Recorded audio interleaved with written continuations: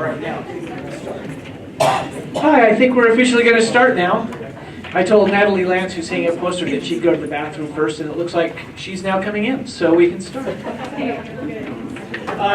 My name's Kelly Cassidy, and up until last Friday, I was a communications director for AISU, and I got a note from an attorney saying that that's no longer the case. So I'm here. I was involved with the school since about a year before its inception, and they actually used my office downtown to write the charter, and had a lot of meetings down there with some investors and some other people. But this isn't about me.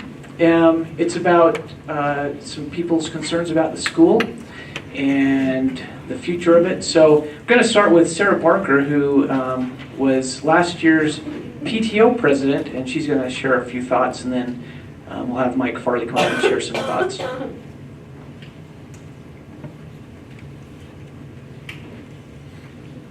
right, thank you. I'm not this tall. So I'm going to mess it all up, and I'm going to do this. Like Kelly said, my name is Sarah Barker. I was the elementary PTO president last year, and I was also a member of the group that drafted the petition that you've all probably seen and had in your emails and hopefully read through, because a lot of thought and time was put into that petition. I really appreciate the opportunity to be able to give you a quick background on how I ended up here, how we ended up here, and also to give you a history on what I've done with the PTO to work with the board last year. We worked really hard last year as a PTO to put into place a program that would support both the school and its families. It quickly became clear that we needed more families involved inside of the school and in the classroom. And we also needed better organization in order to make that happen. And so for that purpose, the PTO brought a proposal to the board asking for the school to require volunteer hours from its families. And I didn't know it at the time, but I was the first parent that had used the public comments portion of the board's agenda since the school had opened. I was met with great resistance, and I do not feel that I was treated with the respect that a parent or the leader of the parent organization should be treated with.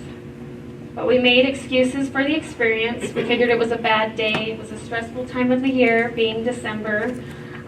We decided that it was worth another try, and we would approach the board about our gala the following month, and we would ask for their support in attending. At the next board meeting in January, we reported on our work in the PTO so far that year. And honestly, before I got 3 minutes into that presentation, I was interrupted mid-sentence by Richard and asked if I had anything that they really needed to hear. Now, I really don't care to hear any more excuses about his age, and maybe that's just the way he is. When I stood at the front of that conference room, I represented every family in that school. I was asking for the board's support. His behavior was appalling, and it was unacceptable. Since then, all of this time, we've been asking for minutes to be provided for families.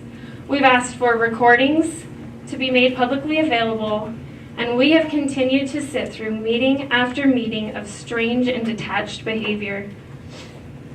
Our agenda item finally passed at the April board meeting. You might be wondering why you haven't heard of an April board meeting. Well, no agenda was ever released, and no notice was ever given of that meeting. In fact, for each of the meetings that I had been to, I needed to be quite persistent to even find out the time and date. Whoever's fault this is, it's not important. Our purpose was to make these mistakes known and to help put them right for the sake of the families and for the school. In that meeting, we asked for 15 volunteer hours to be recommended for each family at the school. Recommended, not required. 15 volunteer hours for each family. It was a little over 2 weeks later, when we read the charter, that we found out that the charter actually requires 30 hours volunteer time from each family per year. So for 5 months, I worked on a proposal that was a complete waste of my time. And that was because no one on the board had even glanced through the charter recently enough to recognize that there is a section under the table of contents titled volunteering. When I go to the board meeting after board meeting, having spent a considerable amount of work and time just to find out when it's being held, asking for minutes to be posted, never being made to feel welcome, as the leader of the parent-teacher organization, or just as a parent.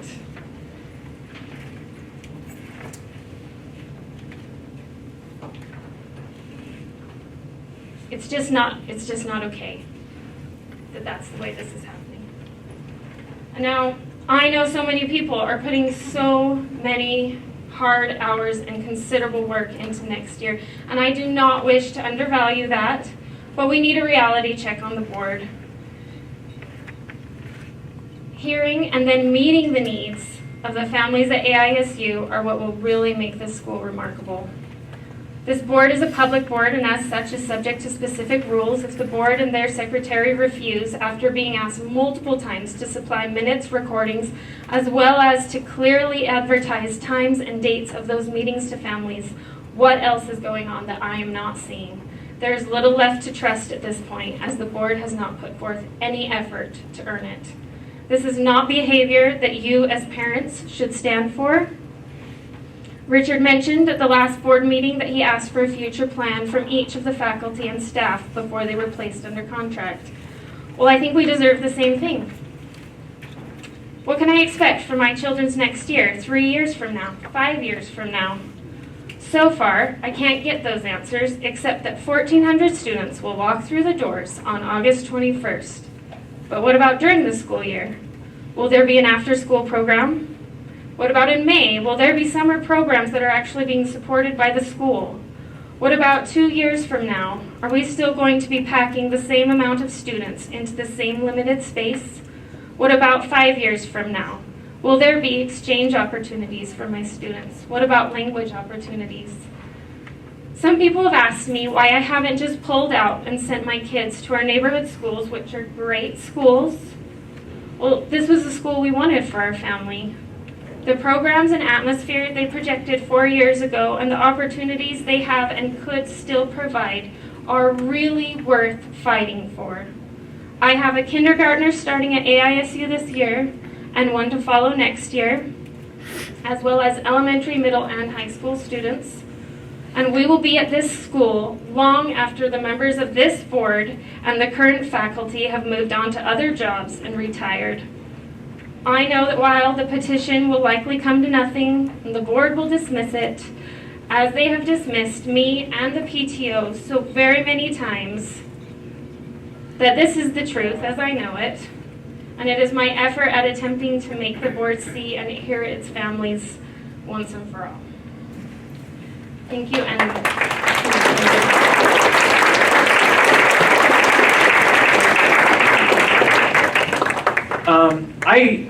This last year got a chance to work really closely with Sarah, and she did a marvelous job with the other PTO officers.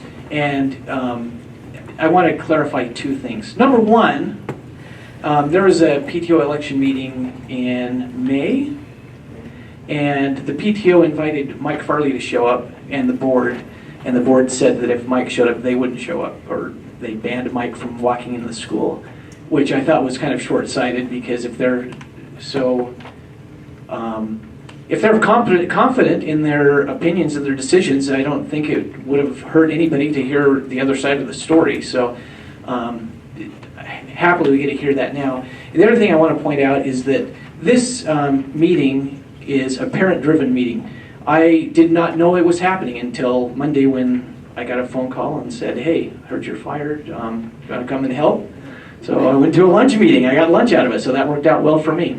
But now I get to introduce a good friend of mine who's had great vision, and I hope that everybody has had a chance to feel the vision sometimes a vision is aspirational, but I think the school was getting to the point where some of the vision was actually coming to pass, and it's all because of Mike Farley. So Mike's going to come up here, and he's probably going to be sitting in a chair because he has a bad back, and he was supposed to have surgery on it the middle of May. I'm going to stand for as long as possible, and hopefully I can stand throughout my comments. Thanks, Kelly and Sarah. I'm not going to, I've thought about what I might say to you, and I'm not sure exactly what I will say. But there are a few points that I want to make to get started, and then I'd be happy to respond to any question, any and all questions. And if there are some people that want to stay after and ask more in-depth questions, I'm happy to respond and provide as much information as I can.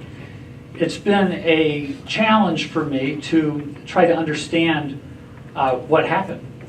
I haven't had the opportunity to engage in substantive discussion with the board in regards to whatever concerns they may have. A decision seemed to be made early on, and then an effort made to justify that decision. The initial decision, I think, was made to some degree out of ignorance of agreements that the AISU board had entered into many years ago, and that's kind of been a challenge for me, and so I want to kind of explain maybe some of the dynamics. The board members are good people who are dedicated, and they really believe that they are doing the right thing.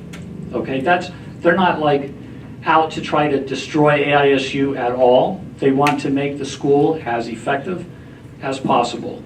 That's their motivation. They don't have ill intent. They're not bad people. They have a lot of peculiarities, as we all do. And I think that I've been involved with charter schools since 1994. My first school was in Michigan, but I helped set up a number of charter schools as a charter school authorizer back in Michigan in the mid-90s. And I've seen a lot of dynamics that are typically at play with charter schools. How many of you have been involved with other charter schools prior to coming to AISU? So a number of you. It's not unusual for there to be kind of odd dynamics within charter school boards. It's kind of typical, actually. The last school that I opened in Utah was in 2006. There were 13 new charter schools that opened that year. By February of the first year, 6 of the 13 directors, founding directors at these schools, had been replaced. One of the schools was already on their 3rd director. Okay, so that's kind of what these kind of funky board dynamics are, somewhat typical in charter schools. And oftentimes it's because the board was very involved in founding the school. They were involved in making all kinds of decisions, and hiring the director was kind of an afterthought near the end of the process. And shifting from a role where they're involved in making all the decisions, what color to paint the walls, what kind of carpet you're going to have, and so forth, to be all of a sudden kind of removed from that and having some executive that's supposed to be making these decisions has been difficult for many charter schools to handle. In setting up AISU, I sought to avoid that kind of dynamic. We sought to create a more professional board. They were not involved in all the decision making during the startup process. And so we made it almost through 3 years without having this kind of dynamic. But I believe that part of what's happened is that the board wanted to be more involved in making certain types of decisions than I facilitated. They wanted to make a decision about whether to spend $12,000 on a used bus or what have you, a lot of decisions. And when they would bring up these points, I would say, if you want to make that decision, there are 100 other decisions on a monthly basis that you'll also need to make, because there are a number of decisions that are more important than that. And what you need to do is to hold me accountable for the results. And so over the last 3 to 4 years, I have assumed that my accountability in terms of my role at AISU would be based on what type of school do we have, what kind of progress have we made institutionally. And I believe that as a school, AISU, each trimester has improved up until the last trimester. But each trimester we've improved. From year to year. There have been significant improvements at the school. And fighting through this 3-year startup process has been difficult because our business plan is unique in the charter arena. I've never seen anything like it, but it was born out of my own experience, seeing how many charter schools, and those of you who've been involved in charter schools, I'm sure some of you were there during their first year. And most charter schools end up starting off in a survival mode. It's very difficult for them to be successful, oftentimes because they're in a financial crunch. They're not getting extra money other than a small startup grant to buy the furniture, the technology, the equipment, and so forth, to pay for the additional, all the new materials that you need for a school. We opened up with over 1,000 students at AISU.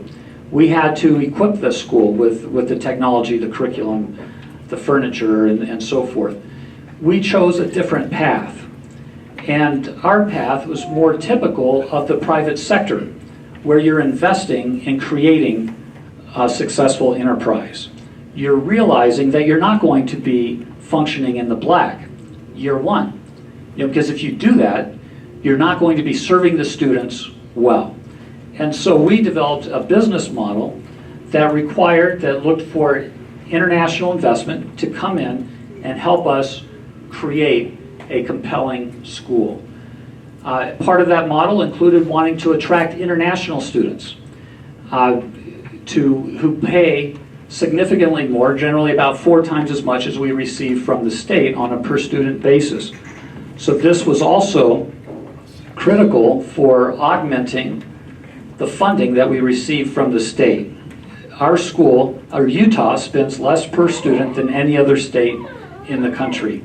We didn't want to run a school at the level of funding that Utah provides. And so the use of international investment on the front end to help us create a program that would be attractive to international students and compelling for local students was key to our long-term objective. The sustainability is contingent on achieving a certain critical mass of international students. And so we have to be a school for which international students from China are willing to spend $27,000 for tuition. We can't be just a typical charter school. So that's our model. And the plan was to get through your first 5 years, because after 5 years, we're able to refinance our facility. We have a $21.5 million debt with the REIT that provided funding for our facility. They locked us in to 5 years at a very high interest rate because we were a new school, untried. And they didn't believe, a lot of people didn't believe we would reach our student enrollment targets. And so after 5 years, we refinance, and the cost of our facility, which now is over $2 million a year, drops considerably, and you free up $600,000 or $700,000 per year that you can use for your program that you don't have access to during these first 5 years. So that's the business model. That's what we proposed. That's what we've done. It was a challenge because we planned to have $4 million in hand before we ever opened. We were using a program called EB5 that is an international investment program set up by Congress through which investors can put in money and help create new jobs and secure a green card for them and their dependents through that process. That was our mechanism. We're the first charter school in the U.S. to use EB5 funding for startup capital. We get that money at a very low interest, like our cost is 2% per year. versus over 10% per year for the REIT funding. And so it's low cost of capital, and but the investors have to invest normally $1 million. If you're in what's called a targeted employment area, the investment only has to be $500,000. Sorry, this is kind of technical, but this is important for you to understand. And so we had secured TEA status for our campus. We were annexed in to a TEA, and we were out lining up our EB5 investors. And then in March, before we opened, because Utah's economy was doing better than the national economy, the TEA areas shrank. The TEA, by definition, is a census tract where the unemployment rate is 50% above the national average. And because Utah's economy was doing much better than the national average, our TEA areas shrunk. And AISU's campus was no longer in a TEA. And so, as a result, the investments had to be $1 million rather than $500,000. And in China, because the investors are getting the same benefits for each, it's very hard to secure the $1 million investors. There's all kinds of $500,000 projects that are marketed over there. And so, at this point, in March of 2014, the train has left the station. Our building's under construction. We're on a very aggressive timetable. It's not as though we can say, oh, let's change our plan. Okay? We have to have 1,000 students. We have to be equipped to serve those students. We need a certain number of international students. We need to find the money to pay for those things. We don't have money from the state in sufficient amounts to cover those things. That's all being used up for teachers and so forth. So we proceeded, and my job primarily over this time has been to make sure we overcame the various hurdles that presented themselves associated with not having that money in hand like we had planned. This involves short-term loans and all kinds of different strategies, and then we were able to get our first EB5 investor, and then a second, and so forth. But it really took until this past year, halfway through the year, to pull together our startup capital. And so, but most of this was being done kind of behind the scenes. Our teachers didn't know that sometimes payroll was like we were on the verge of not being able to cover payroll like 4 times. And we needed to get a $500,000 investor or a $150,000 short-term loan or what have you to make the project work. In the private sector, that's not unusual in a startup. Amazon, which is one of the most highly valued companies in the world right now, they had several years before they turned a profit. But they invested in what they were doing. They believed in what they were doing.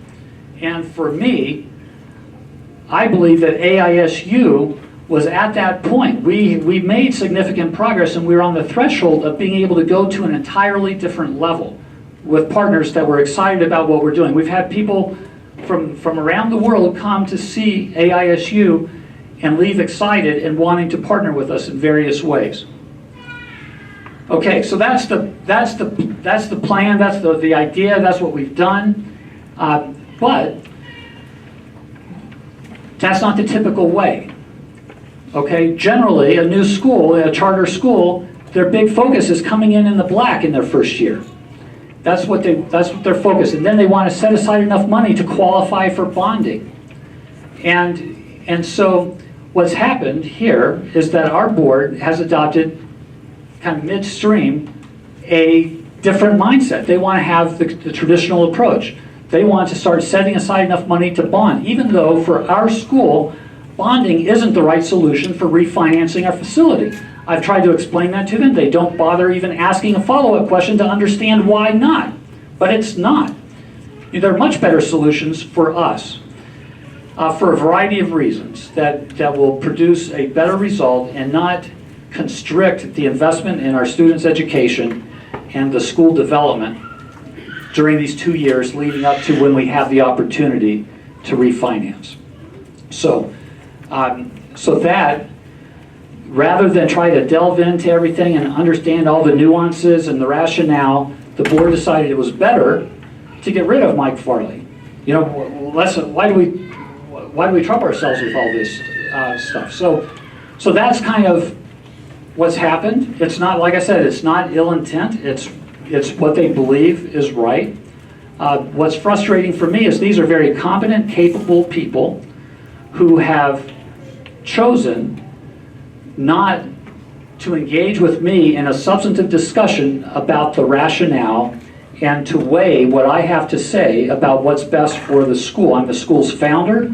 The concept, the business plan was generated by me based on my experience in setting up many other schools and seeing the challenges that they confront and having a desire to create something better and more compelling. And yet, it was not worthy of a discussion.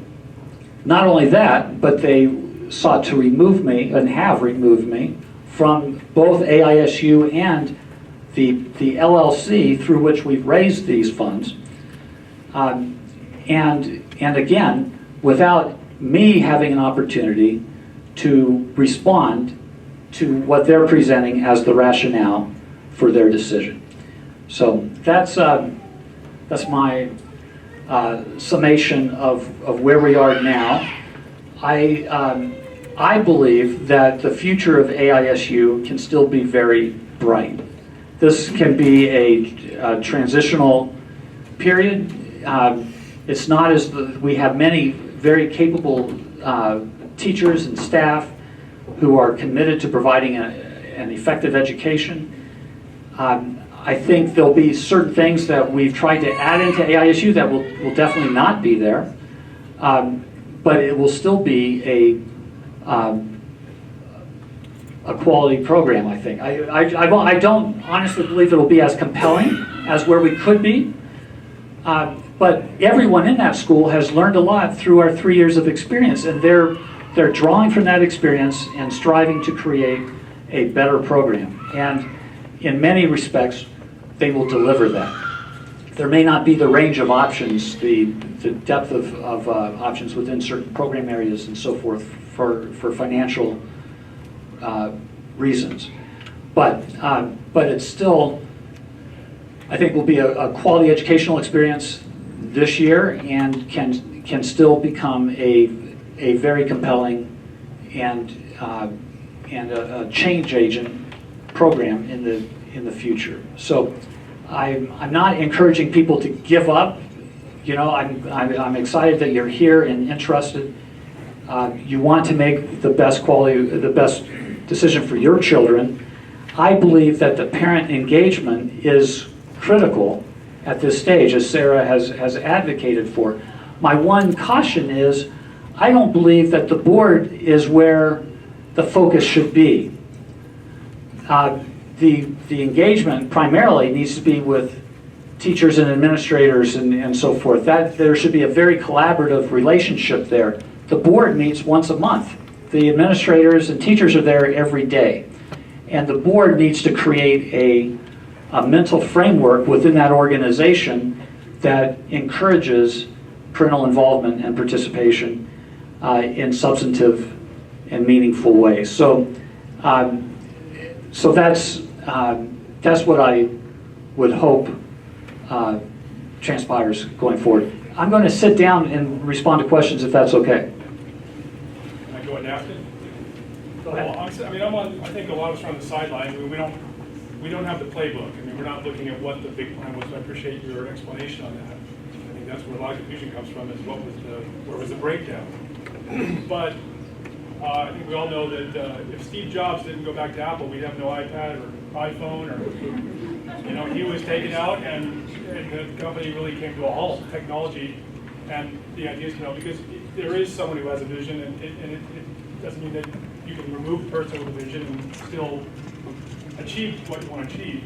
I think my concern when I first heard about this was it was about controlling the money.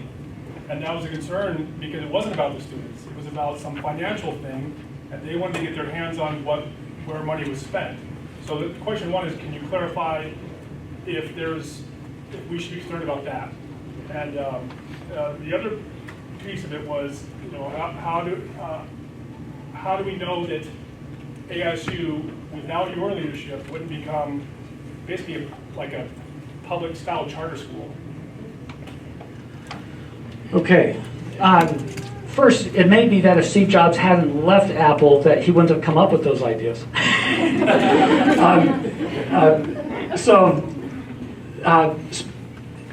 But I do think that the focus is too heavily on the finances now. For the last 3 years, when these issues have come before the board, I have argued that the most important asset is a strong school where students are being well served and parents are pleased with what you're doing. Going into the 5th year, that's much more valuable than having $700,000 or $1 million in the bank. Okay, so you don't want to compromise what you're doing because you're trying to do the fiscally responsible thing. But they definitely adopted the traditional charter school business model now, and they'll find that most likely it'll cost them an extra year before they're in a position to refinance. That's a problem. Yeah, that's. I think if they're intent on bonding, I think that's the likely effect. I think hopefully they will realize that other type of financing is more attractive for the needs of the school. Right, on the path they're on now. Okay, so I've got a question about why bonding is bad. A couple reasons. Bonding typically provides a low interest rate. There are, in our particular case, we have a very effective, what would you call it, like a synergistic, I was thinking symbiotic, that's the word, sorry. A symbiotic relationship with K2, the church. Are on the AISU campus. That relationship is very, very good for the church. They're able to have a facility at the same cost of what they were paying before when they were downtown using a couple warehouses. They have a much better facility at our school. They've invested in building out the Performing Arts Center. We didn't have to pay for those improvements, the church did, and they're paying over $450,000 a year to our lease payments. Okay, so we're getting $450,000 a year, plus we didn't have to pay for the improvements on that space. A bond generally will not allow for a state-backed bond would not allow for a church to have a shared use of our facility. So yeah. Is that the motivation behind it? Is the board mad because the church is involved? Oh, no, not at all. Okay. No, but what they don't realize is that's a potential cost associated with bonding. Number two, you have cost of issuance. You pay bond attorneys for a bond of this size, probably $600,000 to $800,000. It's a very significant amount. That's folded into the deal, and you're paying interest on that. And then you also have a debt reserve fund. That's a year's worth of payments that's set aside that you're also paying interest on. So when it all comes down to it, an SBA loan with some green elements folded in, which lets you go beyond the $10 million limit and so forth, our interest rate could be comparable because the property value at AISU has gone up dramatically since we secured the property.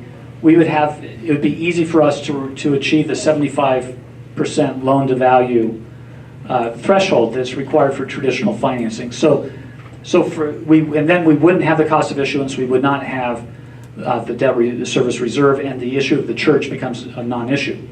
So that's a much better path, and you can do that without having set aside a certain amount of money beforehand. Do you have any insight as to why their focus has changed to go this way? If they bought into this originally, why?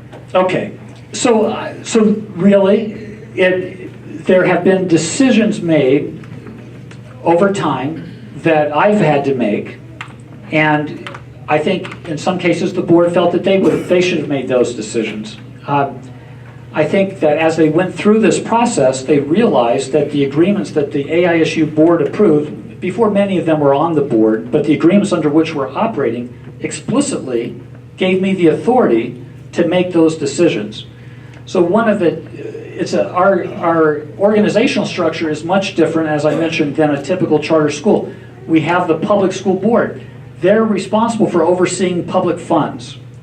And we received probably over $7 million in public funds this past year. But our model includes an LLC that's majority owned by the school. And that LLC also receives international student tuition, and it also receives international investment. And those funds are really much more at my discretion than the public funds that the board controls. And so, but they didn't understand that, even though I would respond every time explaining it, but it just didn't seem right, okay? They wanted to make those decisions. And even in a regular charter school, most of those decisions should be left to the executive. If the board is going to make decisions on a monthly basis, as many decisions as they seem like they'd like to make, they can't hold the executive accountable because they're making the decision. So they need to adopt a framework for accountability for the executive and let the executives make the decisions, operating within these general parameters. And that's been the breakdown, I think, is this not really understanding my role as manager of ACE, which is a hybrid entity that's serving public and private. As ACE manager, my responsibilities were not only to AISU, but also to meet the needs of the investors who have put in $5 million.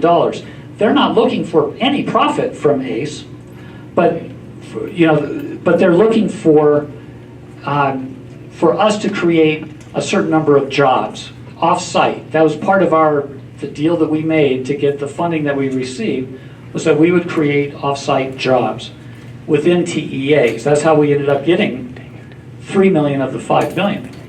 And so that was my responsibility, and I think that they felt that everything should be done on behalf of directly AISU. And the reality is the $5 million has almost exclusively served the interest of AISU.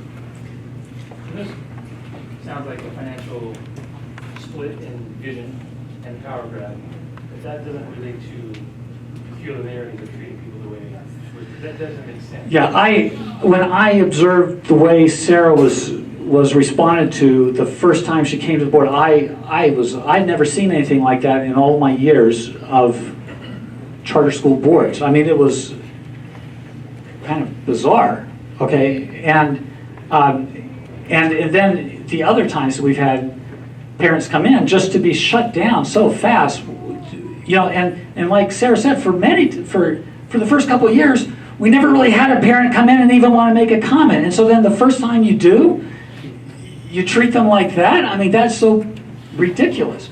So I don't understand that. I think it's born out of a frustration that the board agendas are often long. There's a lot to discuss, and they think, this is our time.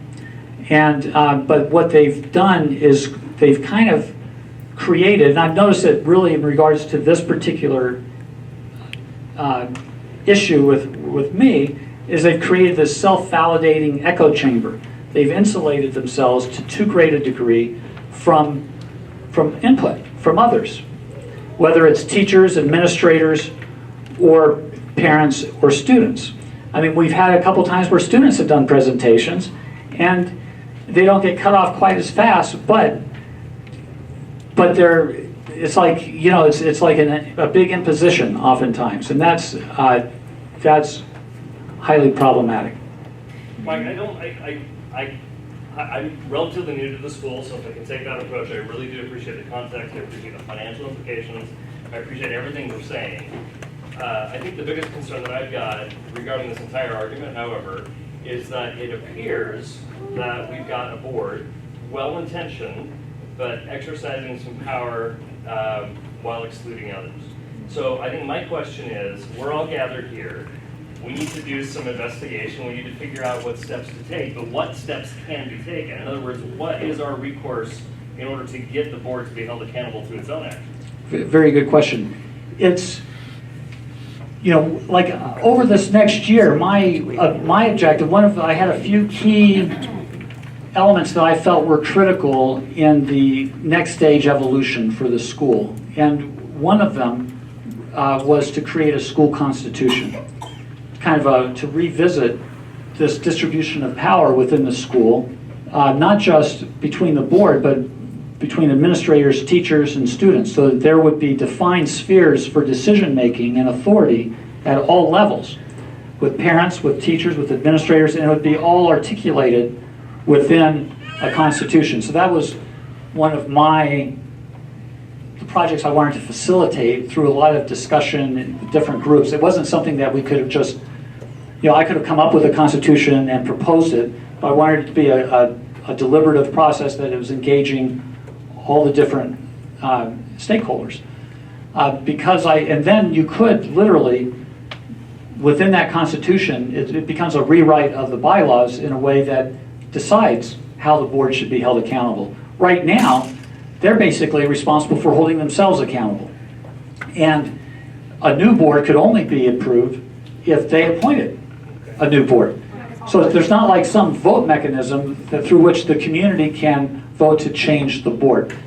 Now, there are bodies at the state, primarily the state charter school board, that could intervene if parent, like your petition could go to the state charter school board, and then they could come in and say, okay, we want to investigate this, we want to encourage more parental involvement, and they could put some pressure on the local school board, the charter board, because they do have authority over that board. They could vote to remove the board. But that's, the danger is, you don't want to damage the school. And so, but I think that's what's available to you at this point, really, is the state charter school board. With some of the things that the board did, you could go to the Attorney General's office and make a complaint about the Open and Public Meetings Act, because they've not functioned as a public board.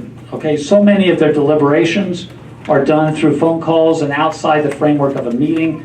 But you see, Mike, that's one of the issues is we've got a he said, she said scenario right now. Because my inbox is bombarded with, your side of the argument, followed by an AISU saying that you were dismissed in court and so on. Well, okay, good question. So I would say, exactly. So they're in violation no matter what his situation is. I would say that if they were functioning as a public board, there would be minutes that would reflect these issues being discussed openly, okay, and they weren't. If they were unhappy with ACE as a provider of management and instructional services, ACE had a 5-year contract. If they were unhappy with that performance, they should have discussed it and articulated their grievances and discussed those with me. There would be some evidence in the public record about their concerns and their decisions. There would be decisions made much earlier in this process.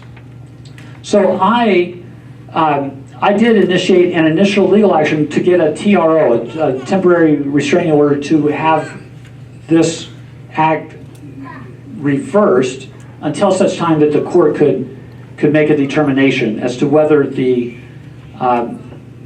threshold requirements were met for my removal. What happened was the court never dealt with the merits of the case. They accepted Mark Smith, who was appointed as the acting manager for ACE. He directed the dismissal of the case before it was considered. And so now if I proceed, I have to do so as an individual, and then it would be considered on its merits. They wouldn't have that easy way out. And so that's how it's played out. I may pursue that. My hope is that we can come up with a constructive way to proceed. I've tried to be very transparent in terms of providing what the board has put out there and my response and so forth, so that it's not very nebulous. This packet, there's a longer document that Richard Maxfield provided that I did not include here. I included my response to each of the points that he made, but I think we've made it available digitally. At least I've shared it. I haven't really looked through the site to see what you guys have put up, but anyway, that's kind of the status there. I feel a personal obligation to the EB5 investors and their job creation requirements, and for them to get paid back their investment, AISU needs to refinance. And I've invested myself, my time and energy for more than 5 years to get to this point, even though the school's only been open for 3 years. I've worked on it for more than 5 years, and I don't want to see the results of that effort destroyed, and so however I proceed, I wanted to really be in the interest of AISU, and I believe that there'll be a change in board, the composition of the board at some point. It's just a matter of when. So you remove the visionary, who is now going to lead the vision, and are they going to be able to manage all those investors and the business side of it? Who's taking, you're the visionary. So, yeah, I think it's a problem, okay? But it's not as though, a lot of other people share the vision, and I feel that Mark Smith has a lot of business background, and that. But does he have the vision? And I think not so much. I think Nate Justice kind of shares more the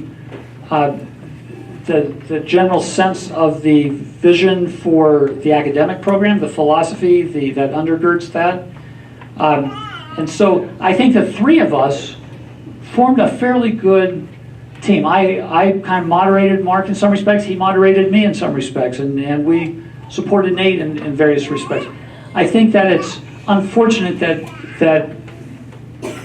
things have played out the way they have, but Mark has strengths on the financial side, and but I think it's more going back to the traditional model, and Nate, I think, can help support the ongoing development of the academic program, and I believe the board is probably looking for another person to bring into the mix. And that selection will be of vital importance. Kevin. 2 questions. One is you're the founder, the vision, the international aspect. You've raised all the money. You brought all the foreign nationals in to go to school here, correct? And you're on the board. You were on the board. No. As an employee, you can't be on the board. So you were not on the board. It sounds like to me then the board got turned over and is turned against you. They now want to refinance, go to a traditional model, and quite frankly, to put it on to stiff the investors, bankrupt it some way, and kick the $5 million out and live happily ever after as a traditional charter school. Is that a No, I think that they know that they're obligated to repay the investors in conjunction with the refinancing. So I don't think they're trying to get out of that. I think that the creation of the jobs that are off-site, it doesn't really match up with the board's responsibilities, and what they've done is basically inserted themselves as managers not just of AISU but also of the LLC. And so the work of the LLC in meeting the job creation requirements for the investors is more at risk, I think, than the financial. So effectively, the investors have gotten screwed because they don't get their green card, their permanent green card. Right. I'm meeting with the investors next week to try to come up with a strategy that I think will be better for AISU and better meet the needs of the investors. So I'm leaving for China on Saturday. I'm meeting with them on Tuesday, and I feel like there's some. All of this without the board's blessing. Well, yeah, because definitely.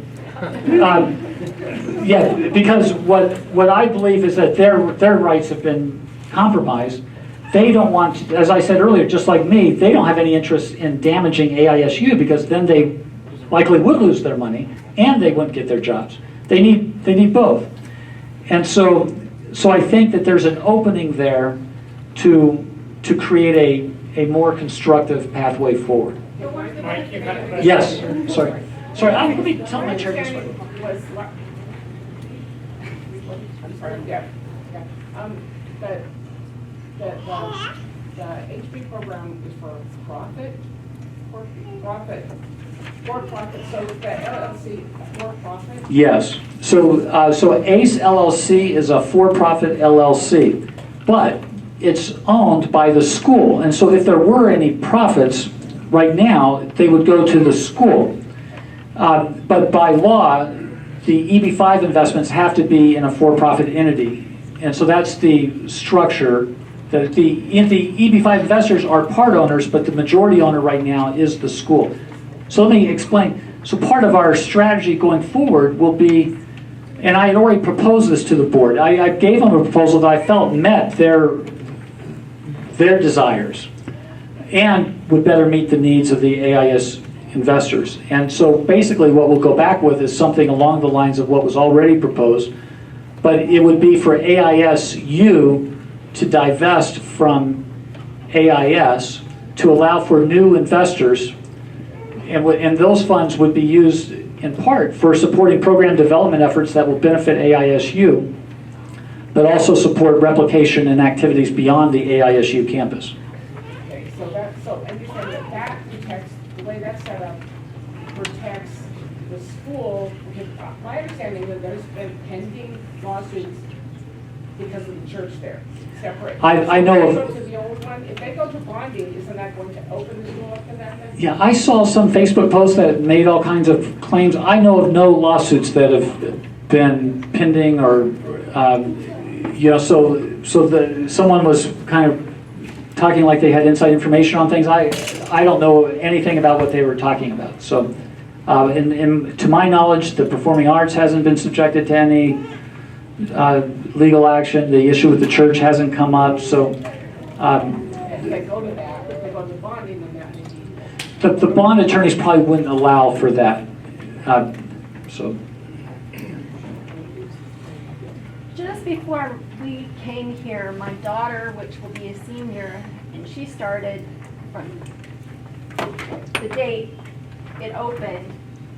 She said on Facebook that they've announced there is another meeting next Tuesday. Yeah, Tuesday night, the 11th, right? Yeah, but so is that where the board is gonna get up and explain that? Do they have a right to us as parents to get up and answer our questions? Yeah, I think that I think they'll likely provide a question and answer period. They will focus, their hope is to focus more on what are the plans for next year. So that to respond to questions that relate to like some of the points Sarah was asking about, is there going to be an after-school program or so forth, so that parents who are maybe on the fence about whether to come back or not can have their concerns addressed directly. And they've done some revisions in their plans for the fall. And so they'll be presenting those at that meeting as well. So I think that that's the primary purpose, is to focus on what will the school be like in August and beyond. Yeah, this is not on the agenda. Yeah. It does say that they're asking for applications for additional board members. How many board members are there? How many can there be based on the charter? Okay, so the charter requires a minimum of 5. Presently there are 6, but there's no upper limit. They could have 9, they could have 11, 10, 12. There's no upper limit.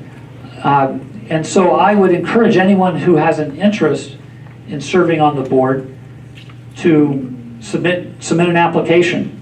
And they'll probably want to just initially a cover letter and a resume. So in your letter you can indicate your aspirations for the school and why you feel that you would be a good candidate to serve in that role, and then a resume or biographical sketch providing your background. So my guess is that some of the board members will transition out. I think they want to resolve this. I quite frankly, I think that the effort to get me out helped them bond as a group, you know. So anyway, I think that that the fact that they're looking now for new members, I would definitely, if you have any interest, apply and participate in that way. It is a thankless job. You know, in a couple years you could be on the board and there could be another group of parents here. Because you can't please everyone, but I think that the board can be much more responsive and respectful of all the stakeholders within the community. Yes. Okay, I'm just wondering, are you in a position to comment on the decision the board's made to remove other people from the school? Like your brother, Greg, and Steve, and Kelly, and how it relates to your situation? Yeah, so I would say that initially, like a decision was made, I think, to try to move Mike Farley out, and they initially, so they were looking at a number of possibilities for justifications, and nepotism came up as one of the issues, and so in their discussions, they, I think they wanted to remove anyone that related to me, and Kelly's been a friend. I mean, we really haven't seen over the last 30 years before we started this project. We've probably seen each other maybe like 6 or 7 times, but I knew he was in advertising and marketing, and we were in need of that kind of service as we were getting started, and he stepped forward. He has worked literally for nothing for 3 years until we started paying him like a couple months ago, and so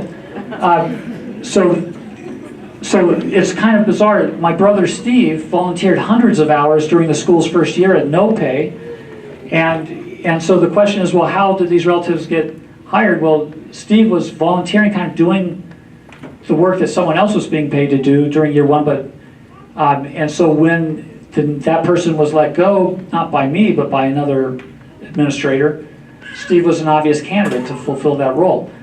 Greg took over the lunch program when it was kind of a total disaster. I didn't hire him. I was in China. Mark hired him. Mark set his salary. It wasn't my call.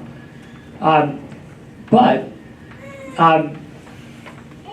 that was the so they kind of, not only did they want to get rid of me, but kind of with anyone that was close to me.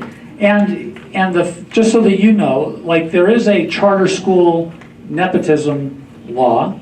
It doesn't apply in my case. I'm employed as the manager of ACE. We have a management agreement that gives me the opportunity to hire whoever I want, basically, and be held accountable for the results. But with Steve, because I thought that there was a chance that he might come on board, I actually brought it up to the board, and they approved it if it were to transpire. He took a significant cut in pay to come to AISU to handle the school transportation needs. And when he was fired, he took another job at a significantly higher pay. So, he believed in what we were doing. He actually is the one that encouraged me to take a look at the 49th Street Galleria as a possible site for the school, way back when. So anyway, that I think was what transpired there. So I understand. Can I just say that everyone I've talked to said Steve was the best bus coordinator and best parking lot. Yeah, well, Steve was a little he just to explain this. Steve lost a nephew to getting a young child that was run over by a car. He takes safety very seriously. In the parking lot, he got a little over emotional sometimes about people kind of doing things that were not safe, both staff and parents and so forth. And I think through that, he kind of alienated some people sometimes. But he took it very seriously, and he was very conscientious about who was driving those buses, whether the buses were equipped properly, serviced properly. He had an exceptional skill set for our needs. And as you know, our school facilitated a lot more field trips than is typical in schools. And Steve's work at finding buses at low prices and kind of managing that program made that a reality. And that's something that you won't see to that degree next year. And you'll have a service provider who will have the lowest quality bus drivers in the valley, unfortunately. Yes? So I understand all the financial stuff that goes on in the board, but don't they have a responsibility, the parents of this school? Don't they need to listen to us?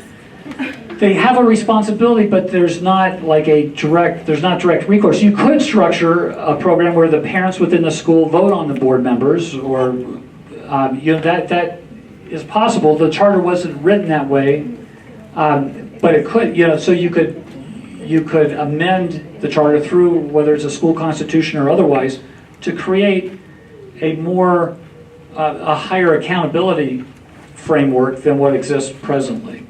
Right now, they're fairly Sounds like insulated. they don't want to listen. I mean, then you give her the time of day. It's kind of concerning. Yes. Clearly, time is of the essence. What is going to be the most effective, expeditious way as parents to go about this? I mean, school starts here in 6 weeks or whatever, and I know everybody's concern too is about their own child and ensuring they're not a year behind. Yeah, so I think the first priority, like I would go to the meeting on Tuesday night and ask good questions about what the plans are and work to support the implementation of those plans so that the school opens as effectively as possible. This, in, what is it, August 21st, is that the day, or the 16th? 21st, okay. So that's, I think that's most important. Like I said earlier, the administration and teachers are going to be the ones that really make a difference in what happens with your students, more so than the board. So I would focus on that first. And then secondly, I think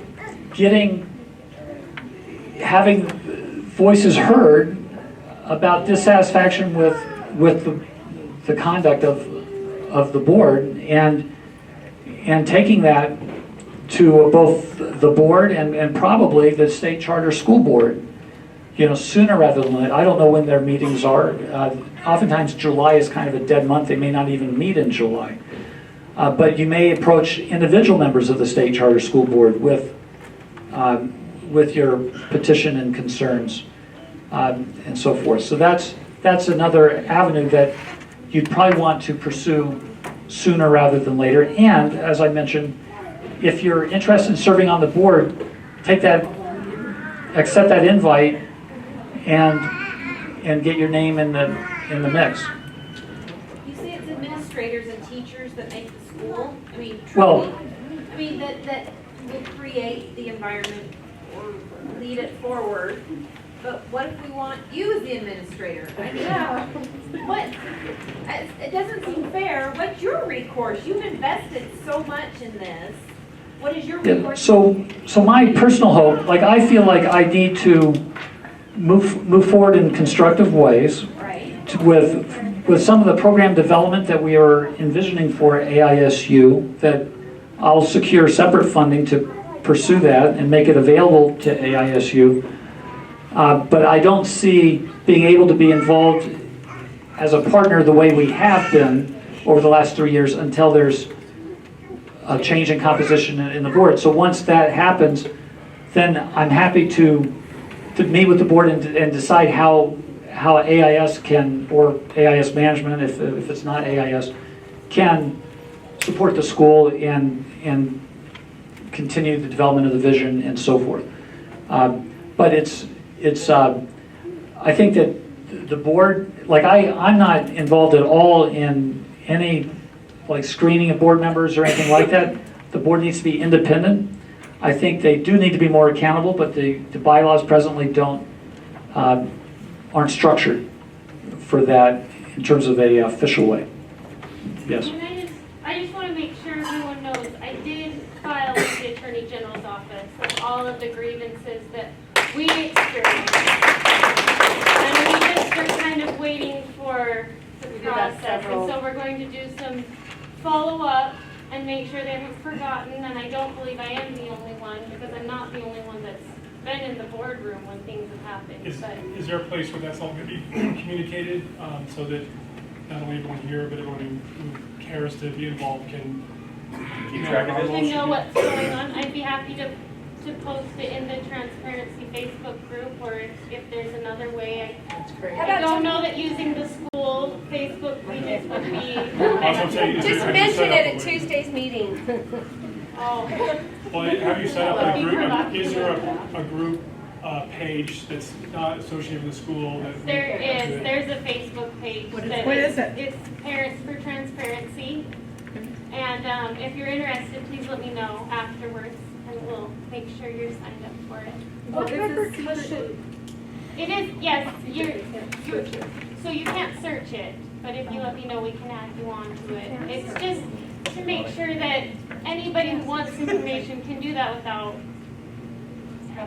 repercussions on your name or anything that you might be nervous about. So you filed with the Attorney General's office based on their experiences. Yeah. But everyone sitting in this room could certainly file with them because we don't have meeting minutes. What's the process? I mean, that's the law. I serve on an HSA board, HOA board. So I don't want to have take provide any this. more of Mike's time, but it is the Civil Review Board of the Attorney General's office, and that is, and it goes straight there. And that is the governing entity of the Open Meeting Act, or Open Public Meeting law. Law Open and Act of public meetings. Utah. There we go. And what's required is all online. Like anyone who wants to go read what's required of them is there, and they're obligated to follow that. Yeah, and I can post those instructions easily. But yeah, all of those are online. So I just wanted to make sure everybody knew that that step had been taken. At least by myself. Months and months ago. So Mike, sorry. There's a question back here in the center section. Oh, me, thank you. I was just curious on, you mentioned the last trimester, it started to go downhill. Was that just because of what's happened with you and the board? Is that, the growth wasn't continuing up? Yeah, I think the board really started actively engaging in management in an inappropriate way. Part of that was there was a person that came in as the HR, kind of a HR assistant or director, who also was appointed board secretary. And so the board had someone working full-time that they started kind of asking to do certain things. The problem is that an individual board member has no authority. And so you had individual board members directing certain things to happen. The only, like a board member individually has no more authority than anyone sitting here in this room. The board has to get together and act. They have to vote for the board to direct any kind of activity. But they kind of started doing all kinds of things that the first action, I think, was forcing the demotion of Mark Smith. That was, that kind of took effect in March. And then just after I kind of came in on an interim basis, they started doing this, trying to undermine me, immediately. And so it just really kind of created a divide within the school. And so while we were positioned to take significant leaps, we kind of created a period of turmoil. They want to use a state audit as the justification for much of what they've done. The audit was done, the financial portion of the audit was done on our first year. It's a very mild audit. I mean, there's nothing significant there. The expectation that the state had was that the board would adopt some additional policies, tighter internal controls, and so forth. But nothing that would be of great concern. And so rather than go forward addressing those specific concerns, the board instead basically shot itself in the foot, shot the school in the foot, and kind of created all kinds of their own problems, rather than build toward the future. That's my my view. Yes, Mark. Typically in a situation like this, since the board hasn't altered, it appears that there's either one of two things that need to be in place. Either an epiphany by the board that wakes them up to something that's gone on, or some type of a catalyst or a person that's been the catalyst. Do you suspect, I mean, it's got to be one or the other. What are your feelings on which one of those it might be? Because they just didn't wake up and say, ah. No, I would say that a couple, at least one board member, there were these issues that they had and they would never bring them up, to me or otherwise, but they would kind of spread them among the other board members and kind of create this undercurrent that was kind of unhealthy. I think that that then, when it was passed along to someone that was there full time and so forth, kind of triggered this chain of events. And what's happened, I feel, is well, I think I've expressed my frustration and so forth enough. Yes? You mentioned that you had to get short-term loans to pay teacher salaries, and you mentioned in one of the emails that you were seeking potential litigation, which would cost the school a significant amount of money. And then you mentioned in the meeting that there's going to be a drive for funding because of the visa program and everything. Is the school in a lot of financial trouble? And do we, if you had to speculate, is it going to shut down over all of the financial problems? Should I move my kid the last 2 years of high school? No, I mean, this is how I view it. I mean, there are challenges. The challenges before us now kind of pale relative to the challenges that we've overcome. This is what has been so maddening to me, is that these are easy problems. Like, don't freak out now. We've captured this ground. Let's build on it. Well, I'm talking about the board. So we have 3 years of operational history. We've gone through a lot of growth and development. Let's build on that foundation, not tear it apart. And I feel that there's enough there are enough people out there. Well, first of all, they're taking a very conservative approach now. Yeah, so they won't be as reliant, but it's going to be there are going to be challenges. But because we've been operating for 3 years, it'll be easier to overcome those challenges. It won't be necessary to get a $500,000 EB5 investor like in the next 6 weeks. So, but that's, I think the real challenge is kind of dealing with the staff reductions that have gone into effect to create this budget model that they want to lock into now. So elaborate on the staff reductions. Well, And so that's a money issue? They did staff reductions because they were trying to fit it into a budget? oh, absolutely. So I would like, they were clear about that with less teachers and less I would like to say, I was at the last board meeting, and that's when they approved their budget. And they have a very conservative budget for the next year. They were trying to budget without a lot of the international funds so that they could budget on our public funding coming in to pay for the teachers and the staff and everything, so that they could be able to start saving the international funds for later.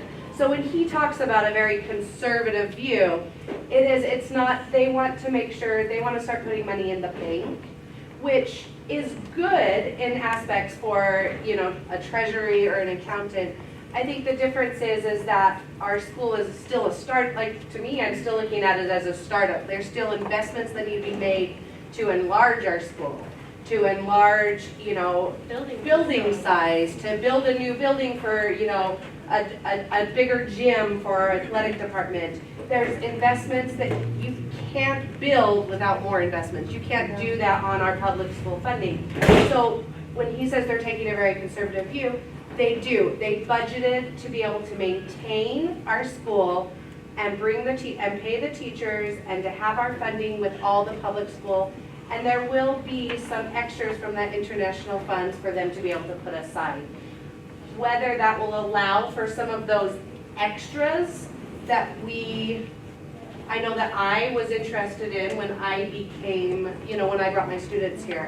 When I looked at, you know, the international exchange maybe programs in the future, you know, my kids are in elementary just moving into middle, and so I thought that was a very big possibility of, you know, an exchange program when my son was in high school.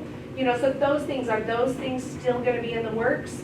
I don't know without additional funding or additional investment. But what about the current That's staff? unsure, but the current staff is going to be able to be maintained.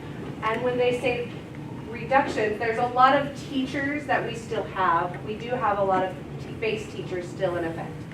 They cut most of the, I know from last year, most of the part-time staff and the part-time teachers are what they cut. And they did, and I guess this is my feeling. I don't know about what they were thinking or how the people left, but I think a lot of our teachers that left are direct incidentals of this. Even though a lot of them weren't fired and they weren't let go, they are incidentals because they didn't have contracts and they were still, because of all this upset with the board and trying to figure out Mike and everything else going on, I feel like there was a lot of upset going on, and so a lot of our teachers started looking for other positions. Not because they had to, but because they were also wondering, what am I going to do? Like, what if I don't get asked back? What if something happens?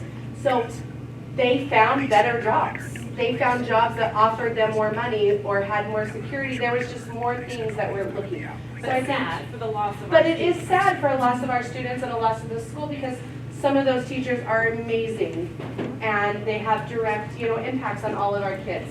But those, while they were not let go or fired, they are incidentals of this. And I do want to make a point that we have actually invested, and I said the staffing model for this year actually increased the number of core teachers at the middle school and at the high school.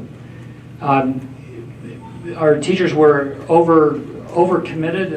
I think they didn't have the planning time that they needed, and they did not have a collaborative partner.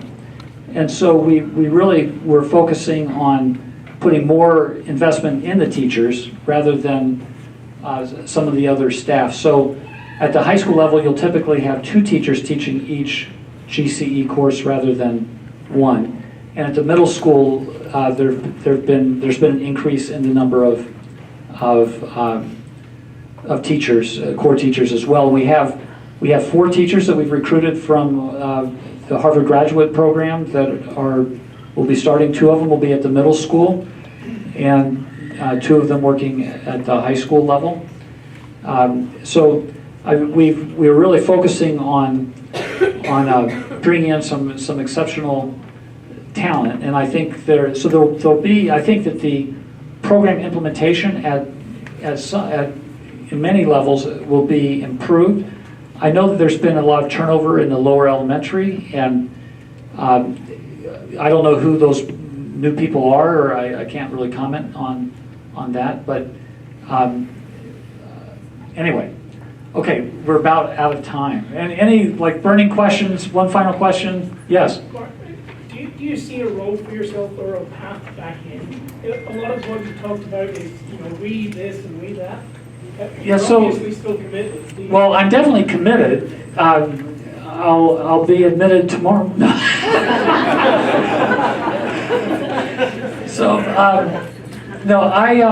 My hope is that whether as a partner with as a partner coming in, supporting different aspects of the school in the future.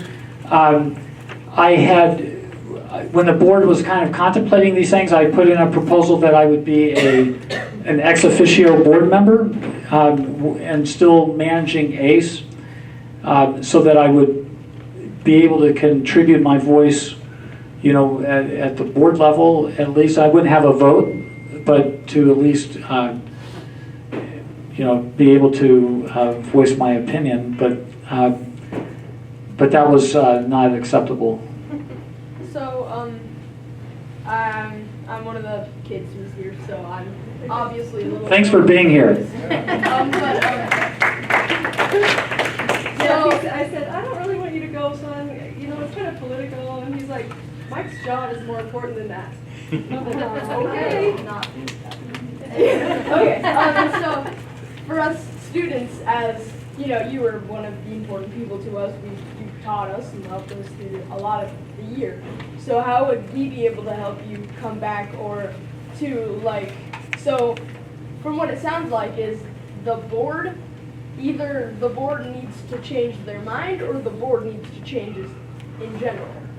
So how could us as students, because I mean, like they've said, we can do the court attorney thing. I'm not 100% sure what it was, but how could us as students do that same thing on a level that would actually be effective rather than just inspiring? Well, you know, I know that many of the board meetings were held during the school day, but I think that students do have an equal right to go attend meetings and to have their voice heard there. I did see like a link to a student petition, you know, so and the students are beating the parents, from what I heard.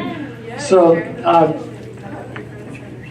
and my hope, when I set up my first school in Michigan, it was set up as a constitutional democracy. This was back in 1996, and it's still functioning in that way now. And in that school, it's a smaller school, so it's easier to pull this off, but the many decisions as defined in that constitution were made on a one-person, one-vote basis, and there were a lot more students than there were teachers. And the board was actually obligated to accept the decision of whether, for certain decisions, the school assembly, which included the students, and other things, the teachers. So the board was there to facilitate a different kind of model.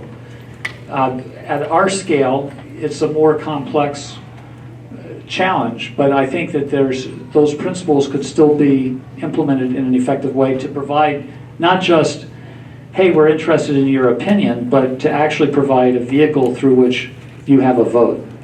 And so I know that one of the things that's been requested is that there be a student on the board. And I think that if there had been a student on the board during this process, that the board members would have acted in a more mature way.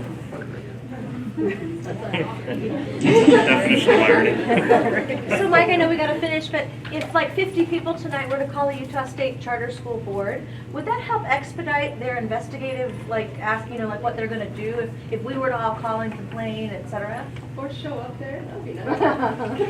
Yeah, I'll defer to Kelly Cassidy, who's a political consultant. So I don't know. I think that these people are probably volunteers just like our board, and so they have limited time, and you want to avoid annoying them, but and so it may be more effective to have a committee representing the parents go in with a petition or something like that. But let me. I know he has a personal friend that's on the State Charter School Board. And I'm not going to answer that question, but because I think that was right. I think a committee would be most helpful to take something instead of 50 people going there. My bigger concern right now is I was told, I didn't rent this, a parent did, that we're supposed to be out of here at 8:30 and cleaned up. So we're going to end the meeting here. And if anybody has any questions, one-on-one with anybody, go ahead and see. I think the library closes at 9.